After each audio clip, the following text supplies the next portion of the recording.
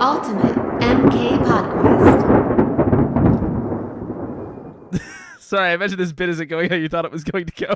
Yeah, okay, here. All right, fine. Here's one from Android headline. Samsung may introduce new virtual assistant. I'm just saying Sam. It doesn't look real. Like, it doesn't look like the company itself was like, this is our thing now.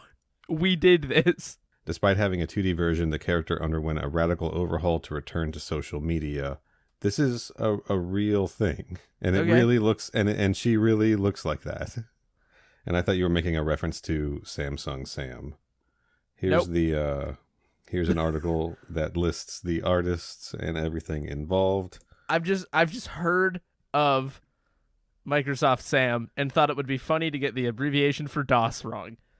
Okay. And if anybody's wondering how these podcasts become gigantic, unwieldy 4-hour monologues, it's because we do things like this. Most of this shit is getting cut out because I don't want to talk about Samsung Sam for this long. I don't either. We could just cut all of it out. We could just kill it. I didn't expect to come to bat for Samsung on you this didn't podcast. have to. We could just bin it if we wanted. You ever fuck around with Doom? Hang on, ask again cleanly, and I'll actually answer you. We can just kill the Samsung bit. You ever play Doom? You ever play like old school Doom? Not a lot of it, but I mean, original Doom. Everyone's done it once. I think if legally speaking, if you don't do it at least once, you get sent to prison or hell. You get sent to space hell from the game Doom. Is there hell in space in that one? I think that's the idea. Is that real? You're fighting demons and shit. Hold on, I just happen to have a copy of Doom for the PlayStation in front of me right now. Let's see what the story is. There isn't one. Well, that we all know that's not true, or else there wouldn't be a man in it. Was this where they began ruining instruction booklets for me by not giving you like 3 pages of story? I mean, the man has to shoot demons. Yeah, I'm not looking it up online. I got a specific reason I'm bringing this up. You're only good at one variety of lore, and it's Mortal Kombat, and we're not doing the rest of it. I don't have time for Doom right now, but I think the premise is that like you're in space on like a planet. I think it's Mars. I could be wrong. And portals start opening up, and all these demons and stuff start coming through. And then in the second one, that happens, but on Earth, and that's why it's called Doom 2: Hell on Earth. But there's definitely hell elements to it. Hellements? Yeah, there's plenty of elements to it. Anyway, I took this PlayStation copy off my shelf for this other thing that I'm working on. This is the custom PlayStation edition, and they've got a pull quote on the back that I just want to share with you, Corey. Okay. There's probably not going to be any payoff for this either, but we're doing it. Welcome to MK Podquest.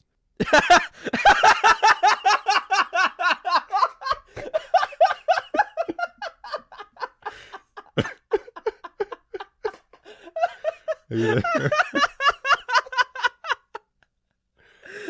Did I lose you, dude? That's so funny. Wait, did you not hear any of my laughing hysterically?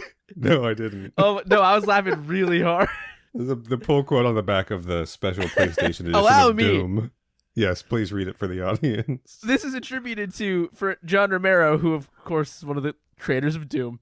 And this is for Doom 2, Hell Comes to Frogtown, or whatever the fuck Neil said it was called. This is just for regular Doom on the PlayStation. This is for regular Doom on the PlayStation.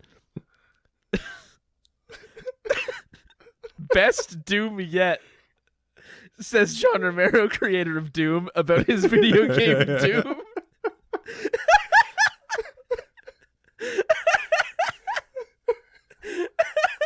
It's too funny. When I saw that, I was like, wait a second here. Hold on, there's no laws saying what you can and can't attribute on the back of a video game case. Like, I think we need to update our podcast art with a quote that just says, "Best MK Podquest yet." Corey and Neil, creators of MK Podquest. And it's in every episode. It's like there's this movie where Tom Hardy plays two people, and I don't remember what it's called, and I don't care. Oh yeah. But it's covered in 4-star reviews on the poster, but in between the two boys, they put a 2-star review to make it look like it's a 4-star review, with the other stars just covered by the boys. And it's very much the same energy. Legend. One of them has glasses and one of them doesn't have glasses. Legend. Yep, here it is. Look at Tom Hardy with glasses and Tom Hardy without glasses. Sorry, I'm gonna just be staring at this poster for a minute. Anyway, that was way funnier than the Samsung thing. Yeah, I don't know. I got a kick out of that when I discovered it today. Just right in the middle of the back art, they're like, let's get a pull quote from someone. Oh, it's so good. That's so good.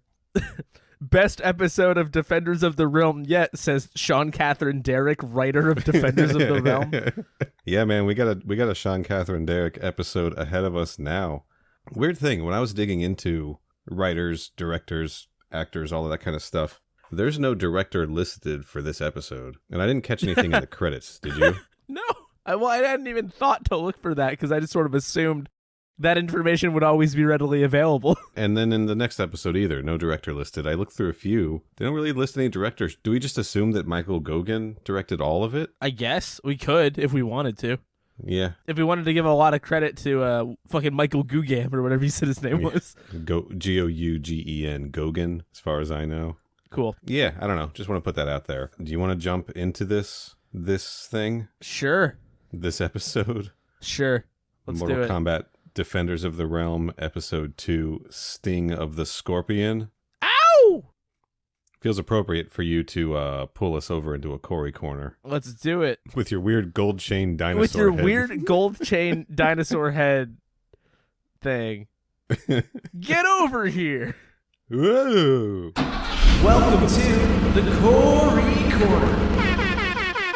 So this episode is about what happens when you piss off a dead guy. Yep. There is a combat alert, and there's a rift, and long story short, blah, blah, blah, because it's setting up a bunch of Mortal Kombat stuff you already understand intuitively as somebody who knows what Mortal Kombat is. Scorpion is up to some shit, and we discover that Earth is full of secret hidden portals that no other realm has that lead to all sorts of other realms. Yeah. And Scorpion is here as a man whose soul could never go to heaven, essentially. He fueled himself with the souls of the damned and is resurrecting dishonorable armies across the realms, Onaga style, to, try and take over the realms.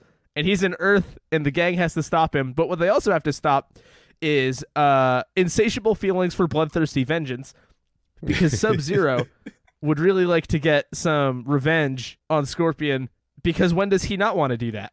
And Sure. Maybe he learns a lesson about honor and friendship along the way. Maybe Liu Kang learns a lesson along the way, too. Maybe. A lesson to quit being a whiny little wuss. And maybe Raiden will be the most insufferable he's ever been. Raiden hasn't learned any lessons from Raiden any of the is stuff we've talked about. Actively forgetting information. He is. He is sundowning hard. Sundowning? Yeah. What does that mean? Oh, God. Do I have to explain this? Do you have to explain everything to me? Sundowning is what happens to old people when they start getting confused and, like, regressing. That's the term for that? Yes. Fuck me. That's not nice. From the mayoclinic.org. Is that a good enough source for you? That joke didn't make it in. Nice. The term sundowning refers to a state of confusion occurring in the late afternoon and spanning into the night. Oh my god, it literally happens at sundown. That's fucked up. We gotta bail on this bit. Jesus Christ. That's so Because of a variety of tragic. behaviors, confusion, anxiety, aggression, or ignoring directions. That's sad. Yeah, Raiden is sundowning in this. Raiden, who used to be an elder god, but apparently isn't anymore, if my theory is to hold water. Yeah, there's a lot of lore shit going on in this one. We'll deal with that it. we're gonna have to reconcile. Let's jump into the let's go over to the Neil Nook. Whoa! Welcome to the Neil Nook. It's Gucci. All right, this episode was written by Sean Catherine Derrick. You know her, you love her. Friend of the show. Friend of the show, altcoin billionaire Sean Catherine Derrick. I don't even remember when we told that joke the first time. That's why she's trapped in the reboot world. Right. And I'm going to go through 3 more of our main cast here. And we're going to pick up the other 2 on the next episode with a special guest star. So let's start with There's a special Olivia. guest star in the next episode? Well, I mean, a guest star for the show. Like, yeah. There was? There's additional voice actors, I don't when even other know what you could be characters show talking up. about. Oh, Oh, Yeah. okay. I was like, what do you mean? Yeah, there's other characters outside of the core that show up in episodes, and we'll talk about them like we did back in Conquest when Ava Mendes showed up. All right. Sonya Blade, voiced by Olivia Diabo. She has 111 acting credits, and I'm only mentioning that because I'm sure I missed some like big stuff that she was in. But her first role was Princess Jenna in Conan the Destroyer. Okay. Corey, this is for you. She played Betty Jo in Wayne's World 2. Oh, recent. Then I'm familiar, passingly. Yeah. We're gonna hit a couple, I think, that you're familiar with over the next couple episodes. That might not be good. She played Karen Arnold in The Wonder Years. I'm guessing that was the sister of Kevin. I don't know if you watched The Wonder Years. I haven't watched it in years. Absolutely not. Which was that the one with one of the Savages on it? The Savages? Ben Savage and other one Yes. Savage. Yeah, I was thinking. What did you think I meant? The Oliver Stone movie Savages. Nobody knows what that is. What are you talking about? I haven't seen it. I think what's her name's in it? Yeah, Oh my you know God. the one. Samsung Sam. Yes, not Olivia Diabo. Olivia Diabo also voiced Carol Ferris, aka Star Sapphire, in the Justice League animated series, and she voiced a Star Wars Clone Wars character, Liminaru Unduli. No way I got that right, guys. I'm not a big Star Wars guy. Fucking Star Wars ass name. And she also voiced that character in Rise of Skywalker, so that's kind of cool, I guess. And she's been in a ton of stuff. Olivia Diabo. No Stripperellas, no Baywatches, no Pacific Blues. Good for her. No Biker Mice from Mars, I think, but I'm not sure. All right. Dorian Harewood as Jax. This guy's got 178 acting credits. Like his most known thing, apparently, is he played 8-Ball in Full Metal Jacket. Okay. He was Modo on Biker Mice from Mars. Back to the familiar territory here. Played Jim Rhodes, a.k.a. War Machine, in the 90s Iron Man cartoon. He did a Captain Planet. He voiced a couple episodes of Sonic the Hedgehog. Which the one? The one without the chicken robot. The bad one. And apparently he voiced Shredder in the Ninja Turtles cartoon. I think the first few episodes, not the entire series, or maybe he just stepped into that role sometimes, because I think that role was famously Uncle Phil from Fresh Prince of Bel-Air, whose name I cannot remember on the spot here. No, you got it right. Well, that's the character's name. And never mind. That joke can go. That joke can die. And he also did a couple episodes as a doctor on Terminator: The Sarah Connor Chronicles, so that's pretty cool. The Sarah Chronicles. You ever watch that show? Absolutely not. It's pretty good. You a big Terminator guy? No. You a big Blade 2 guy? I don't think that would be a fair description of me, because while I think Blade 2 theoretically is something I'm interested in, I've never seen it.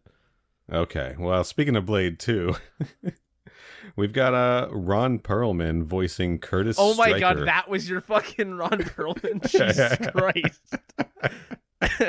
Ron Perlman voicing Curtis Stryker. And in this episode, he also voices Scorpion. Oh, I didn't notice that. Shit. Yeah, pretty cool. Dude's got 256 acting credits. It's fucking Ron Perlman, guys. He's Hellboy. He was in Alien Resurrection, Blade 2. He voiced Slade Wilson in Teen Titans. He was in The Island of Dr. Moreau. He sure was. He was Vincent, the titular beast from that live-action Beauty and the Beast series with Linda Hamilton from Terminator. See what I the did fuck there? is that?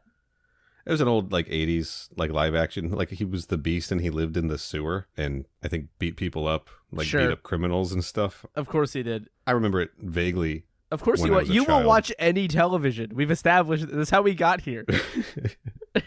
I don't think I've ever seen an episode. It would just come on TV sometimes when I was a kid and I would catch a little bit. And here's one for you, Corey. As if the Island of Dr. Moreau wasn't. We already did an episode on that shit. He was also in Scorpion King 3, Battle for Redemption. Great. One last little bit about this trivia. Corey, did you recognize a couple interesting music choices? Well, if I remember, is this the episode where one of the songs had words, or is that the next one?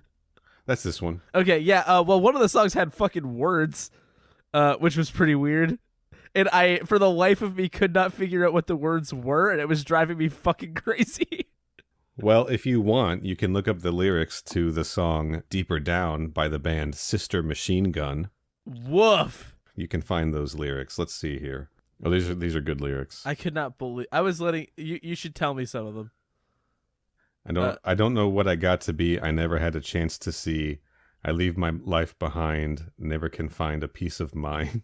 Woof. Okay. I can't get something out of nothing, but I never tried, and I don't think I'll ever find a way out from the inside. I need a place to hide a little deeper down inside. Bro, it doesn't have to rhyme this hard. Like this rhymes. This is aggressive rhyming. Yeah, like every single. It's just another day gone by. I lay down deep inside the lie. Day gone by. Are we sure we're not talking about Dagon of David and Dagon fame? This does look like one of those like AI generated lyrics websites. So maybe it is Dagon. I lay down deep inside the lie. I gotta say, before we get to the episode itself, let's just talk about this now. I've maybe never been more caught off guard by anything than a Mortal Kombat fight scene song having lyrics. Right. There's another music cue in this at the end when, the final battle of the episode that actually includes, I think, Kerry Tagawa's, like, some Shang Tsung lines in it. Yeah, no, they are straight up sampling it. Yeah. Yeah, that is because the song playing then is It Has Begun by Psycho Sonic. Both of these songs were off of the Mortal Kombat More Combat album. Oh my god, it's coming back to haunt us. That's unbelievable. But yeah, no, I lost it when I was like, they're just sampling the movie. They're just sampling the movie. Incredible. Like, yeah, they picked a couple tracks off their follow-up. That follow-up album they released to help cash in more on the success of the first movie soundtrack. Yeah. And then they plugged a couple of those songs in. You know, it truly had begun too, so like, yes, you may as well remind us a couple of times that it had begun. Shout out to Sister Machine Gun and Psycho Sonic, legends. Yeah, kings among men. That's it for the Neil Nook. Let's just jump right into this thing. I kind of like this episode, but man, a lot of shit happens. Like very, very quickly. This cartoon is so fast, violently paced. It really is. It's almost like frustrating how fucking brisk it is. Like, it never stops. They really kicked their jets and jammed. They're constantly kicking their jets and jam. Also, why do the jets have FaceTime? Because it's cool, awesome tech shit, right? I guess. For the 90s. Nightwolf uses all their cool, awesome tech shit just to type like an old-ass man. Like, at the beginning of the episode, he's just typing with two big index fingers, just like beep booping on some computer shit, looking like he has no idea what's going on at all. What's that alternate layout, that alternate keyboard layout? Dvorak? He's like, I want that keyboard, but you guys got me QWERTY. This is going to slow me down. So it's like, it's the usual combat alert. We already know that we understand the system already. We're picking up right after the end of the last episode, too, like immediately. They know it's Scorpion. They know a rift's been opened. Now they're just trying to figure out where, right? And then we have fucking complaining ass Raiden, who shows up. First fucking thing he has to say is, so where's the rift? What are we doing? Fucking idiot, you ingrates, I hate you all. Like, Raiden... What? Yeah. No, you're right. Raiden is insufferable. Like, and I'll admit, like, I've got notes where I'm like, oh, this is funny. This is fun. But, like, between this episode and the next one... Holy shit, it's so fucking annoying how he has active contempt for everybody here, and he is going to display it in the most sassy yet shitty way possible, but just like, not so simple. Give me a break, Jax. You know I can't fight all your battles for you. Jax, Stryker, you dumb pieces of shit. You Don't you know anything? Remember me? I'm the god that's powerless there, you dumb fucking motherfucker. I'll fucking kill you. I hate you guys, and I should let you die. He could not give less of a fuck about Earthrealm at all. He's just mad. Like, I think he misses, like, his good boy. I think right? He misses the great Kung Lao. Yeah, and that's what we need to tell ourselves as MK Conquest fans. Yeah. To justify our attachment to that. But yes, no, 100%. He's mad. He's just mad about fucking everything. So yeah, he's like, where's the rift? And Nightwolf's like, it's in Tibet. And Raiden's like, oh, there's a hidden burial ground in a mountain there, and if he holds up in there, it'll be like a fortress. And then Stryker's like, yeah, but maybe we can hold him in there too, and he won't be able to get out. And Raiden's like, no, you fucking idiot, you fucking you buffoon. Dumb cop. It's not that simple. I'll explain on the way. And then he doesn't do that, really. No. And then Jax is like, wait, you're not coming with us? And Raiden's like, give me a break, Jax. You know I can't fight your battles for you. It is the worst evolution of the shit he would say to Kung Lao. About, like, having responsibility. Yeah. And, you know, taking on his own... Sorry. Oh, no. Corey down.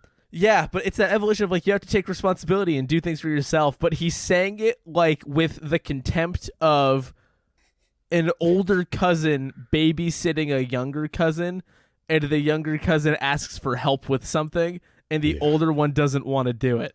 The rage and contempt that only Clancy Brown can bring to a role. And don't get me wrong, dude's crushing, but holy fuck, it's so frustrating. Yeah. Why is Raiden like this? He's just been through too much shit. Something happened between Annihilation and now, and he lost his Elder God status, and he's probably cranky about that too. You know? Well then maybe he should have done his own job fucking better and don't take it on everybody else.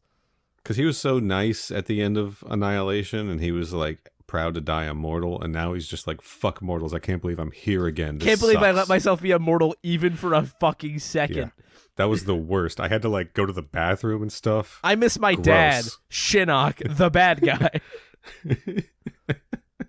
Yeah, and so he's like, look, if you guys want to save your mortal butts, you've got to learn to protect yourselves. Get it? I wish that this Raiden in particular could say fuck. Yeah.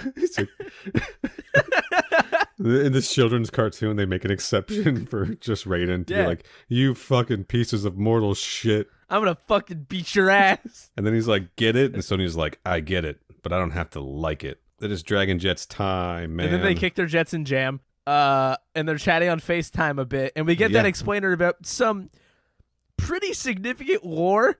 And I would like to say that this is all being explained to Liu Kang, as if he didn't know that Earth has secret portals hidden across the realm that lead to other realms, and that's unique to Earth. How the fuck does he not know that? How does he not know that? Yeah, Raiden knew this. Why didn't Raiden tell him, right? Raiden told Great Kung Lao back in Conquest. He said that Zhuzhen was the crossroads of all the realms, right? And we're gonna say that that's what that meant for the sake of consistency. 100% it is. Like they were definitely referencing that. Like that's why everyone wants Earth, because if you get Earth, you can go to all the other places. You know, right?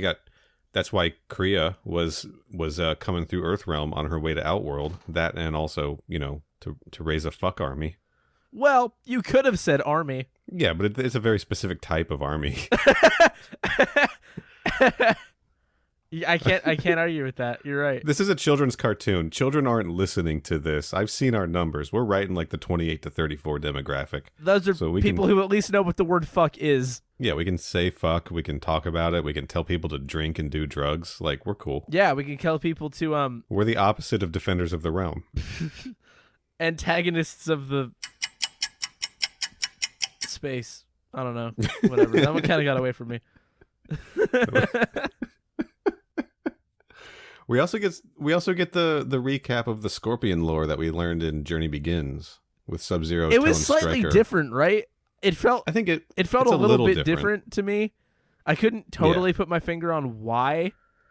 Part of it was like the soul sucking that Scorpion himself was doing felt kind of unusual or atypical, not the standard. You know what I mean? I don't know why I'm trying to say that in 800 different words, but is that new information that like Scorpion powered up in the Netherrealm by like sucking souls? That seems new. Certainly, he got sent down there in a cool 90s cartoon purple portal. That was pretty tight. Yeah, he did. That was pretty sick. In a cartoon that is visually very sparse. Yeah, I'll take it. I don't think we got an explanation for how he came back. I think that this makes as much sense as anything. Like what we saw in Journey Begins was like, oh yeah, he was defeated by Sub-Zero, and then his soul couldn't rest with his ancestors, so he came back as the undead. And this is like, yeah, all that's the same thing, but his soul was angry and he absorbed more hatred from the realm of lost souls, and then he came back. I don't know. I think whatever I said on Journey Begins... Do you think Peter Pan lives there? The realm of lost souls? Still lines up. Probably. I think I'm making a joke to something, but I don't know if I'm actually doing the reference right. There's like an island of lost something that Peter Pan is about. Am I right? Am I wrong? I don't know, man. Whatever. Keep it in. If I sound stupid, it's fine. Bangarang. All right. Island of misfit boys. Y'all seen Hook?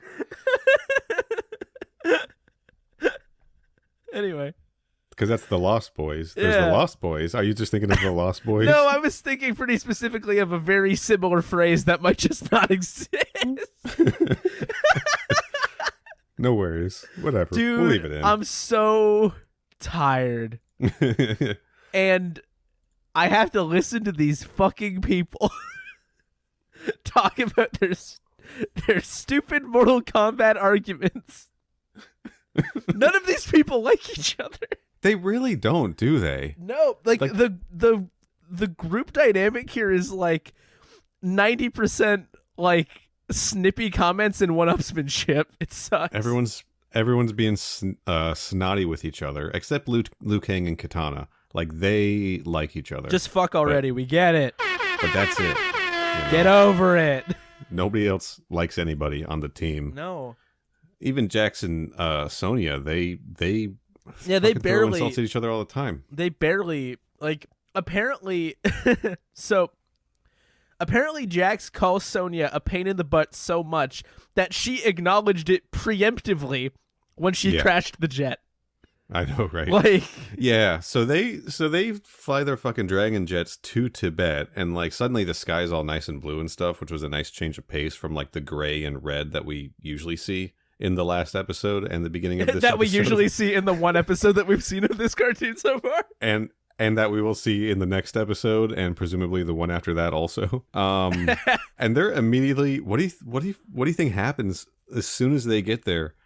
There's a bunch of little Shao Kahn looking guys. Yeah, but they're flying around in scorpion-shaped jet fighters. They sure are. So at first, people are like skeletons, and it's like maybe, and then they cut to one of the scorpion jets, and it's being piloted by shrieking skeleton warriors that wear like Shao Kahn looking helmets and armor, and are just like shrieking it like yeah.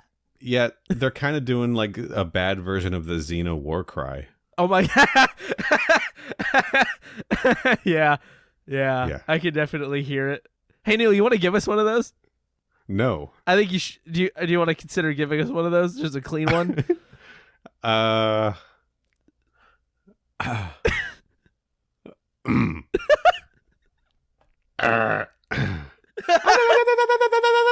Oh man, Discord fucked up. I didn't even hear it. I'll have to tune in next week. I hope that was good for the audience. Something like that. Yeah, no, absolutely correct. But like 100 of them doing it all at once and just a little out of sync.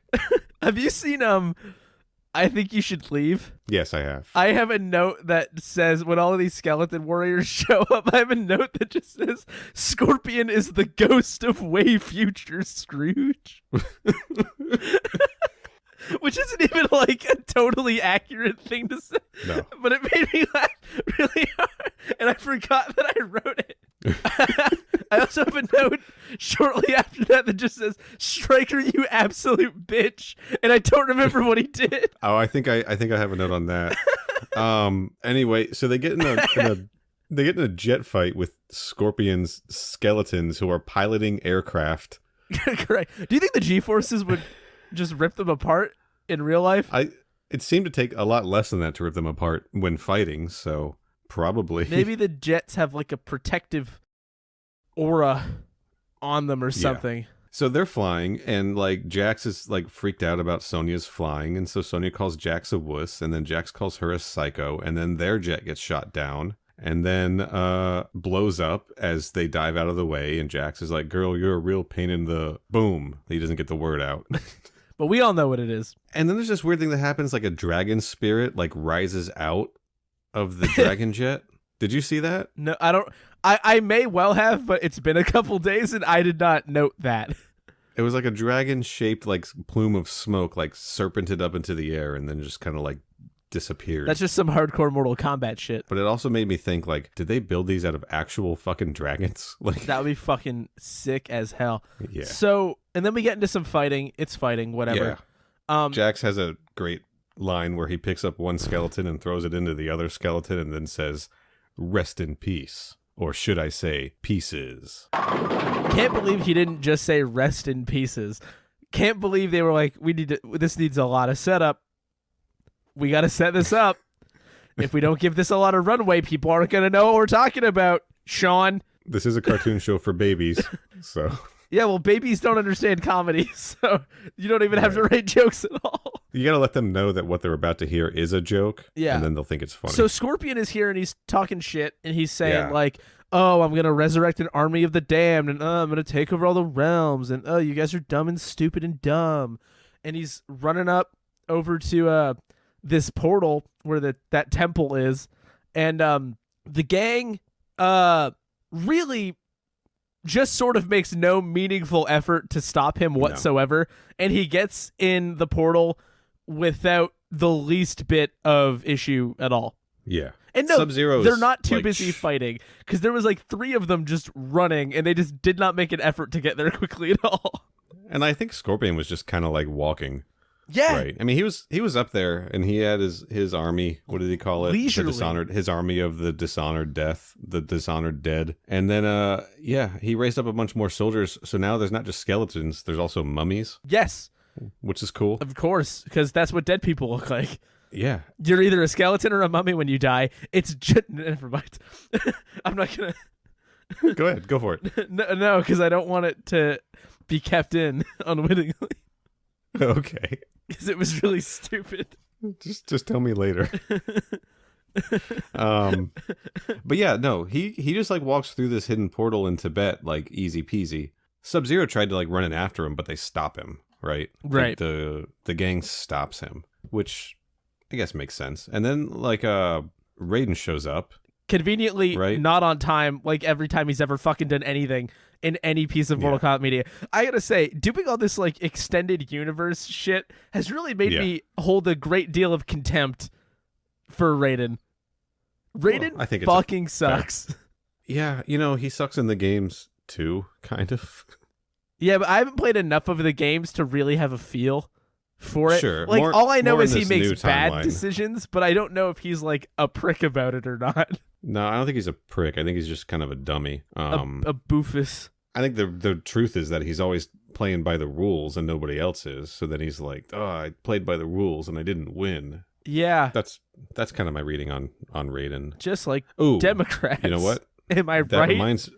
That reminds me of something. I don't...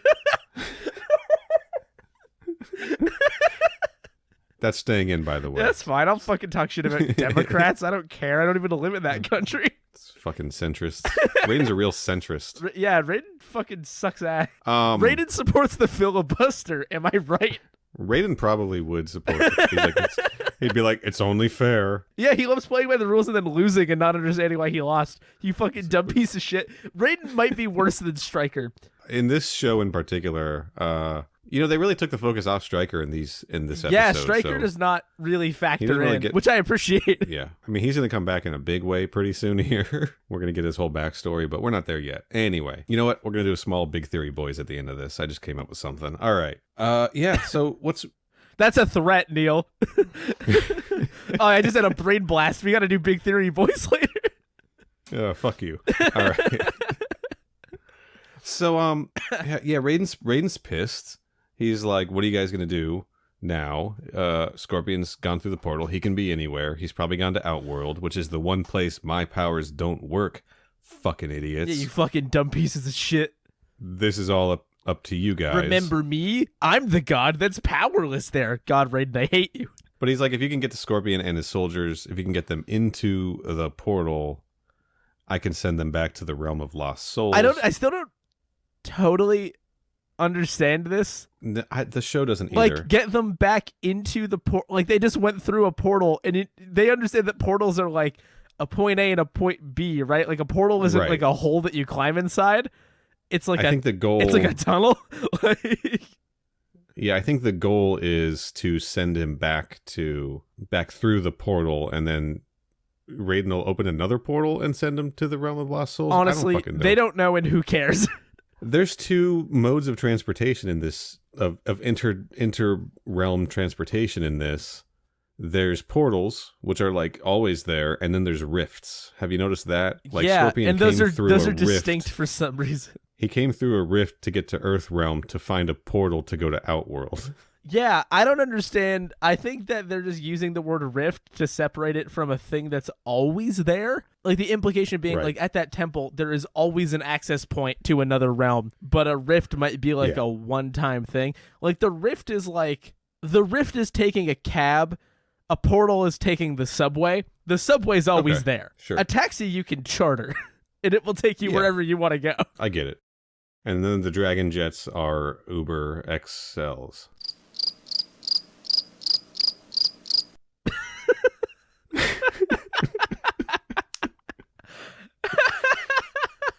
All right, so the gang goes into the portal, and sure enough, they end up in Outworld, right? Oh, no. Oh, sorry. For a second, it looked like my mic stopped working. Sorry. I think you're good. Okay. So that was really funny. Is that just because they fit multiple? Like, a portal can fit a lot of people in it, though. I don't get your Uber XL thing. You don't have to. We're going to cut it out. I just want to talk about the Dragon Jets more. They're the weirdest thing. Kick your Dragon Jets and jam. That's right. All right, so they go through the portal. They're in Outworld, and Jax is like, oh, great, Outworld. Everyone in this realm hates our guts. Jax, nobody there knows who you are. Yes, they do, because of Mortal Kombat Annihilation. Thank you very much. Oh, I forgot he was, yeah. I try not to think about Mortal Kombat Annihilation too much. Understandable. This would be a lot easier if I did the same, but I'm a crazy person. Yeah, so they're like, oh yeah, and we got to be real careful with Princess Kitana here, because she's the rightful heir to the throne, so she's in the most danger, and they're like, do you have any idea, Princess Kitana, where Scorpion might be going? Hold on. Yeah, you're coming up to something very weird. Yeah. Lore-wise. What's that? No, I sorry, I didn't mean to. I literally meant to have a thought privately in my brain, and I said it out loud about that. Because when Kitana starts talking about when they go to Outworld, and she's like, oh, it's weird to be here. And she talks about having lived there for 10,000 years and being strange to like her home realm. It's like, she's not from there. No, but she has lived there since Shao Kahn conquered it. And she Was that 10,000 years ago? I don't know, dude. She's 10,000 years old. I think, that is a little messy. That's what I mean. Because, like, she didn't spend her whole life there. Right. So why is she saying that she's just from Outworld? And why is she not talking about Adenia at all? Well, it depends on... Or are you saying because the realms are merged that maybe she's speaking generally about all of it? That's what I'm going to lean on, because, you know, she didn't bring up Adenia in the first Mortal Kombat movie, but then they bring it up in Annihilation, which was after this show was made, and then they bring it up in Conquest, which is after this show was made, but was the first thing chronologically. You know, a little bit of light retconning there. In any case, she is technically the heir to the throne of Outworld as the Emperor's stepdaughter. Right. So, yeah. I mean, it's confusing and complicated. Let's just chalk that up to them dumbing it down for babies. Sure. But so they're like asking her, where's Scorpion going to go? And she's like, oh, he's probably going to ravage the graves of the Dishonored, which we bury someplace else. And we're going to have to get dangerously close to a particular location. Oh, yeah. Yeah, we were concerned about needing to potentially go near Motaro's region. Motaro's region. The rightful heir, of course, to Shang Tsung's area. Yes. Dude, Motaro's region is such a fucking funny thing to say. Like, what does it mean? Just where the centaurs live, I guess. But it's Motaro's region. Oh my god. You just gotta love a Motaro name drop. Didn't they do a Motaro name drop in Conquest also? They totally did. Yeah, they might have. Do you think they mentioned Motaro's region back then?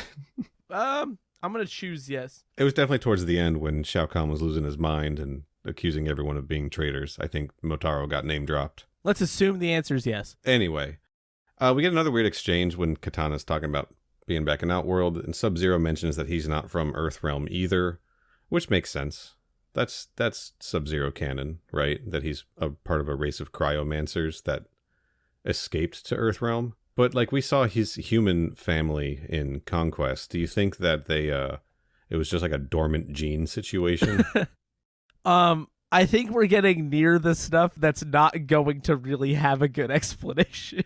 Fuck it, let's just move on then. In that case, because it's like it's been so inconsistent that like Yeah. I don't think anyone who was actively writing this television show cared. Totally. That's fair. I'm getting a headache thinking about it, so we'll move on. I'm getting a brain freeze. So they show up. Oh, good one. Thanks, bud. All right. So first good joke of the episode. let's do a quick roll call here to make sure everybody knows who's here. We got Sonya, Jax, Liu Kang, Sub-Zero, Stryker, Kitana, and that's it, right? We got Nightwolf's back on the computer. Raiden's nowhere to be seen. Yeah. So they all arrive at this burial ground where there's this temple in there. And this is where all of the most evil warriors are entombed in a secret cavern somewhere. And then Kitana relates it to like the catacombs under Earth, which made me think of the catacombs under Zhu Zhen where Noob Saibot was entombed, and B, the fucking Velospheres, of course. Of course. But they're like, okay, Shang Tsung is buried here in this secret cavern. That's probably what Scorpion's going after. So they rush it in to try to do this. And then like skeletons just start rising up out of the floor. And then this truly awesome rock music by Sister Machine Gun starts playing. Well, hold on. You did just use the phrase truly awesome rock music. And I would like to personally scale that back somewhat and say rock music. I mean, they might listen to the show just trying to be nice. Yeah, but Stryker might listen to this show too. We're still calling him a fucking dipshit. Yeah, this music is actually coming out of Stryker's Walkman. It's coming out of Stryker's fucking Zune. No, Stryker has a cassette player. Stryker. Oh fuck, never mind. I can't remember what they're called. It doesn't matter. He's got a mini disc player. Stryker watched. No, that joke doesn't work either. Anyway, Stryker sucks. So the gang is fighting skeletons and mummies in this cave. What is this? While this music Scooby-Doo? plays.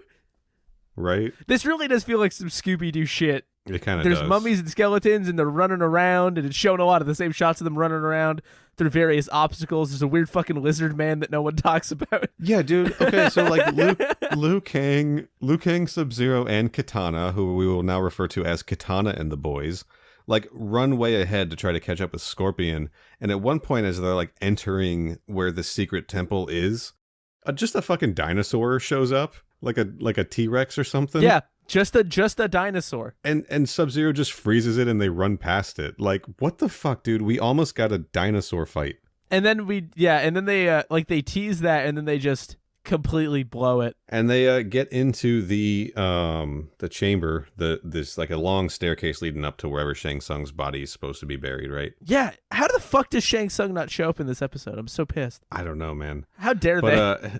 So Scorpion's just going up the steps. Kitana and the boys are fighting mummies, and Sub-Zero goes wild and starts running after him. And then Scorpion's like, the ice ninja cometh. And then he confirms that he's like, no one's going to stop him from resurrecting Shang Tsung, the evilest of all the dead. That's a big title to have in the Mortal Kombat universe. The evilest of all the dead? Like, shit. Right. Congratulations. I think there's eviler, like that title get passed on to Shao Kahn when he is for sure dead, you know? Right. Which I guess he technically is right now because of Annihilation. Yeah, the problem is you do have to be dead to have the title of the randiest of all the dead or whatever it was. But that can apply. Does that apply to the undead who are also still technically dead? Like, why isn't Scorpion calling himself the evilest of all the dead? Because he. Sorry, I couldn't think of a funny nickname for Scorpion fast enough. Come behind the curtain to the bit with me, listeners. Come here for a second. Let's go back to the Corey corner for a second. I'm going to break down the plot of that joke that just didn't work. Hi, it's me, Corey, in the corner. Welcome to the Corey corner. It's Gucci. So sometimes when you're talking with your good friend on a microphone and recording it for a bunch of people to hear, you're sitting in a dark room in the middle of a heat wave after waking up from a nap, and your synapses are firing at the speed of molasses, and you just really don't know what words are going to come out of your mouth. And sometimes you set up, you're like, this is a slam dunk bit. When we're inducted into the Rock and Roll Hall of Fame for Best Podcast, everybody's going to remember that time that Corey said this hilarious joke about Scorpion's nickname. And sometimes you get there and you know what? You pull a bit of a Scorpion style move, and you get your brain freezes and you get kicked into a hole, metaphorically. And that's what happened here. And this has been Inside the Bit. I'm your host, Corey, and now back to the show. Thank you, Corey. Back to MK Podquest. We need like commercial stinger noises for like when on Transformers, it would be like, we'll be back after these messages. Here's a picture of Optimus Prime like punching Megatron in the dick. You know what I mean? Like we need the sound effect that would have. I'm just gonna cut everything with you saying it's Gucci. So Sub-Zero is like angry and wants to go after Scorpion, right? And Liu Kang is like, don't let your anger give Scorpion the edge. And Sub-Zero nods to him and then just gets super angry and starts charging at him anyway. Like he didn't fucking hear a word he said. And then he just gets jump kicked in the gut and he's down. Yes. Scorpion just takes out Sub-Zero with one kick. A really good kick, though. It was a good kick, but still. And so then Liu Kang's catching up finally, and Sub-Zero's like, it's all up to you, man. Oh, that's one thing we didn't really talk about. We'll get into it here now. Liu Kang is still thinking about how he doesn't think he could have beat Sub-Zero 1 without Kitana's help, right? Yeah. He was talking to Kitana about it earlier. He is deep in his feelings about this still. It's like a great cause of personal unease. He really is. And then Sub-Zero 2, new Sub-Zero, the sequel. Kuai Lang, presumably, is like... Luke Perry is like, yo. Luke Perry is like, look, dude, I charged in angry and he got me. You can't have self-doubt when you charge in because that's just as dangerous to a ninja. I know that you wonder if you could have defeated my brother without Kitana's help. I love the idea that this is like a rumor that's going around to like all of the warriors. How did Sub-Zero know that? They're like, did you hear about Liu Kang? He needed help to defeat Sub-Zero. Did you hear about fucking believe Liu that? Kang's crippling self-doubt? What a fucking baby, am I right? Like there's just gossip about Liu Kang like not being a good enough fighter to beat Sub-Zero on his own. He's getting absolutely clowned. Like over in Motaro's area, Motaro's like talking shit me. about him. Sorry, Motaro's region, Thank he's you. talking about him. Shang Tsung's in his grave thinking about it. Like you can only call it Centaur Smack Talk if it's from the Motaro region of Outworld. Otherwise, it's just fancy shit talk. Thank you. And then Sub-Zero's like, don't worry, Liu Kang. I truly believe that without Kitana's help, you still would have murdered my brother. Yeah, man. And Liu Kang's like, thanks, buddy. I'm going to go fight Scorpion. I'm going to go kill your mortal enemy now. Thanks for believing in my ability to murder people, especially your older brother. And then, so finally they decide, maybe we should stop Scorpion from doing this. And eventually start trying to get up the stairs and they start fighting like you were talking about. And then Liu Kang does the most Liu Kang shit in the world. He challenges him to Mortal Kombat, which is the most Liu Kang shit in the world. He like bows or some shit, doesn't he? Yeah, he like formally challenges him to Mortal Kombat. Again, centrist ass Democrat motherfucker playing by some rules that ain't nobody give one goddamn shit about in this particular context. And then Psycho Sonic's It Has Begun kicks on, and we know we're in for something those samples epic. Are so fucking hardcore. And then we see that Scorpion has had some time to do some internal redecorating, by which I mean the Snake Spear is a gold chain, like a chain link, like a picture. You ever heard of a chain before? Picture a chain, guys. It's a chain. Picture a chain. Picture of chain, like a construction site chain, not like a in gold. It's not like Cuban links. Like it's not like a fucking. He's not like iced out. It's not. But like, yeah, he doesn't have his Jesus piece. And on the end of it, it's got like a dinosaur head that's still alive. Like it's still a living thing. It's very confusing. Like I choose to believe it's actually remote controlled now. Yeah. Because it's like a that boy had got no organs. That no, really, the Snake Man, like it couldn't operate independently. And it's attached to a chain. Yeah. It's a chain now. And I'm choosing... Guys, Yeah. it's a chain. It's not a body. It's not like a snake body. It's just a chain. It's so fucking fucked up. wild. It looks like it looks like fucking... It's... Oh, boy. And then they just kick Scorpion's whole ass. Well, Scorpion spends some time whooping Liu Kang's ass first. He teleports. He chains him up with the chain. I was getting there. Because what Liu Kang does is he flexes so fucking hard. Oh, shit. And he's just glistening with ripped muscles in the moonlight in this cave. Like his ancestor. Like his ancestor would. And shatters the chain. Hell yeah, he does. So we spent a whole lot of time talking about some shit. I understand now why Scorpion needed to upgrade if he keeps breaking his shit constantly all the fucking time.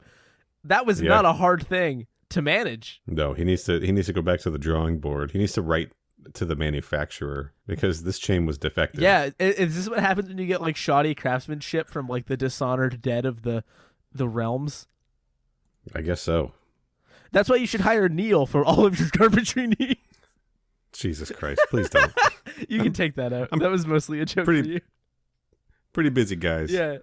And then what does Sub-Zero? Sub-Zero tells him to use his mind's eye or something like that, or did Liu Kang just sort of realize he had to use his mind's eye? Oh, I don't remember. And as I think Scorpion is like teleporting around, Liu Kang just like unleashes like a straight up Dragon Ball Z Kamehameha on him, and Dragon kicks him, and then Scorpion's down. He's dead. And at this point, go ahead. I was gonna say, to top it all off, they put this the situation on ice, by which I mean Sub-Zero freezes Scorpion's lifeless body, and they just sort of like kick it into a hole, and Raiden sends him to hell. But he was gonna throw him off of the temple first. Sub-Zero was gonna take this frozen corpse and just chuck it off. He's just gonna throw him off the temple, and Liu Kang's like, no, there's no honor in that, so he puts him down. Oh, there's much more honor in freezing this man and then kicking him into a hole that sends him to freezing him, and then using your ice magic to then push him across the floor into the hole, where he is then just falling forever. Like when he hits the floor of that realm of the unworthy souls or whatever, the realm of the lost boys. The realm of the lost boys. He's just gonna smash on the ground. Like, yeah, you killed him anyway. They killed him. Dude. They murdered his ass. But then all the other like undead warriors get sucked into the portal also, and then the whole gang catches up at the temple. Sonya has a nice quip about how Scorpion's bone patrol is out of commission. Nice is a strong word. She had a quip. She had words. And then Liu Kang's like, Sub-Zero helped me defeat him. He's cool. He gave me the tool, and I just used it. And then Sub-Zero's like, I also learned from Liu Kang about honor. And then Sonya's like, I need a vacation. And Raiden's like, I hate humans. I hate being caught in the tangle of their lives. And then Nightwolf calls up, and he's like, there's another rift opening up. Mortal Kombat continues. The end. Raiden literally says the word Mortal Kombat continues. And for everybody who wants to keep score at home, if you're not watching, we may have talked for approximately an hour. Things will be edited. It's an edited show. About an hour. This all happened in about 20 minutes. It really did. The pacing is like the G-forces of watching the show will rip your head clean off your shoulders. It's hard to take notes because it goes by so fast. Shit just fucking happens.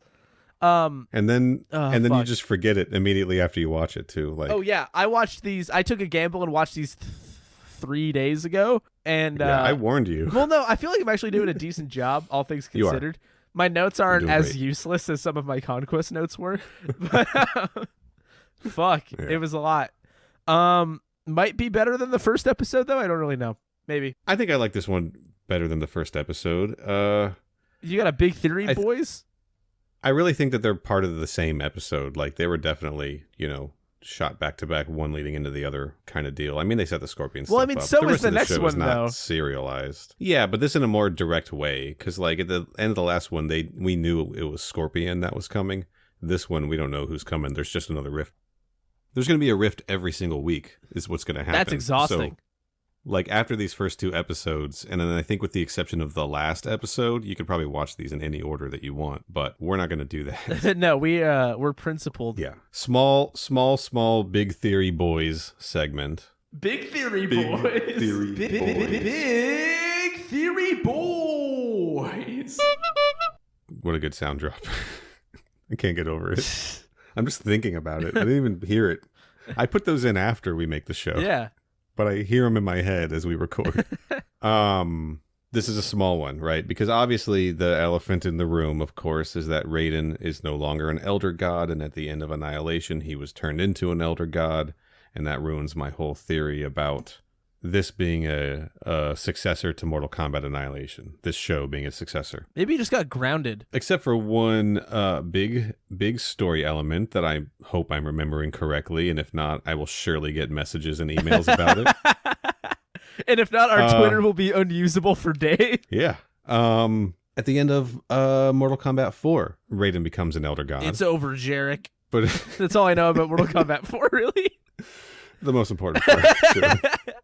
But at the end, or at the beginning of Mortal Kombat 5, Deadly Alliance, in the opening cinematic to that, he explains that he gave up his status as Elder God to help collect the remaining surviving Earthrealm warriors to fight against the Deadly Alliance of Quan Chi and Shang Tsung. So, there's video game precedent that he could have willingly given up his post in order to be able to take a more active role protecting Earthrealm and the fighters on it. So, I think it's safe to say that's probably what he did. He probably, when he realized Earth's dimensional fabric was falling apart and there was just a bunch of fucking dinguses trying to deal with it, and one of them was Stryker, he was like, I need to get back in the game. Can I make a quick argument, though? Yeah. This Raiden is not a person who comes across as if he cares about any of that literally at all. Sure. You're right. Maybe he wasn't... The thing that is undoing it is the simple fact that this Raiden is insufferable and appears to actively hate everyone he is around. So maybe part of that attitude change is because he was forced into it feels like Elder it gods. feels like he got put on fucking jury duty. Like they were like we're putting you back in the game, buddy, and he's like, God damn, I just got away from did that the place. thing for once. You know how like sometimes you don't realize how much you hate something until you're out of it? Yeah, that's why I'm no longer a U.S. senator. I don't know. Wanted to make a politics joke that didn't really make any sense. Yeah, he was like, I didn't realize how much I fucking hated humans until I became an elder god. And now you guys are sending me back. That's the big theory, boys. That's why Annihilation still counts. And if you think, that sounded like a bit of a stretch, fucking get used to it, folks. There is more where this came from, I assure you. Think of all the lore in this episode alone that sounded like it was fucking nuts. And we can make it all work. I still argue that that Scorpion didn't become undead until after Sub-Zero killed him, which happened sometime after Conquest and before Journey Begins. That's when he became the undead warrior. Sure. As opposed to just a spirit that possessed living warriors. Boom. Done. All right. One last little bit of business, okay. Corey. Yeah. Scorpion shows up in this episode. Scorpion also showed up at the beginning of Mortal Kombat Conquest. Scorpion kind of fights Sub-Zero in this. He also fought him in Conquest. My question to you is, which show did it better? Oh, that's easy. Conquest. Next question. 100%. Mortal Kombat Conquest totally did it better, right? Cooler fight. More better sensible feeling characters, just sort of generally. More interesting mythology with the Scorpio and Takeda and everything. Yeah, just literally just a more fleshed out, thoughtful feeling interpretation of that also was just cooler. And I'm okay with just saying sometimes shit's just cooler than other shit, you know? Like, yeah, totally. And we're biased, but like, fuck you, you know? Yeah. So, yeah, fuck you, people who listen to this show.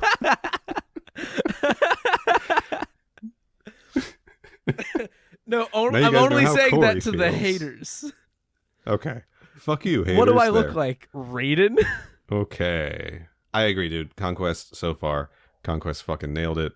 Defenders of the Realm just not really measuring up so far. And I kind of expected that. Yeah, I don't think it's gonna. I'll just say that. I don't think it's ever gonna. I don't think there's gonna be anything in this series that is just like... It would have to go so everything else aggressively... out of the fucking water. Yeah, so aggressively above and beyond my expectations Sure, which you'd think jet fighters would do. No. But it just isn't working for me. I expected it to work for me. I'm not going to lie. I mean, I think they're neat, but I didn't expect it to make me think it was like a better thing, you know? I just think it's kind of silly hilarious. Also, those Scorpion jet fighters kind of reminded me of the ships from Independence Day. But I looked it up recently, and they don't actually look that similar. I don't even know. Like, I couldn't even picture. You could put a gun to my head, and I could not picture what the ships from Independence Day look like. They might kind of look like the Scorpion fighters. All right. You want to get out of here? You want to... Kick our jets and jam part 2. Are we just going to say that every episode? Honestly, is it time to kick our jets and jam? If it ain't broke, don't fix it. You know what I mean? You want to go take a walk around Motaro's region? Yeah, well, that sounds beautiful and scenic. All right. Let's get a tandem bicycle, which they have in Outworld. Plug your other show. Wow. Okay, you're just getting right to it, huh? Shit. Yeah, so They Made Another One, which is a show I do with my friends Liam and Mitch. And in this coming episode, we actually do it as well with our friend Jade, who did the art on our Twitter profile of Quanchy. Shout out to Jade. If you want to go check that out. We talked about the Craft Legacy, which has witches in it, sick. Which is pretty sick. And yeah, so you can find that at They Made Another on Twitter, at TMAO on Letterboxd, and it's They Made Another One on all your podcast services of choice. I'm on Twitter at Mr. Corey Price as well. Nice. That's episode 99. We're coming up on 100. It's kind of exciting. Holy shit. So stay tuned. Congratulations, dude. Thank you. You can find me on Twitter at FinalNeil. Find my Retro Gaming Instagram account at FinalNeilRetro. Follow the podcast on Twitter and Instagram at MK Podquest. Subscribe in your podcast apps. Check out our YouTube channel that's still behind, but it won't be for long. More like Behan.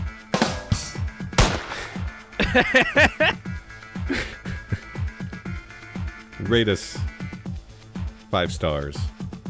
And we will be back next week with episode 3 of Mortal Kombat Defenders of the Realm, Acid Tongue. Yeah.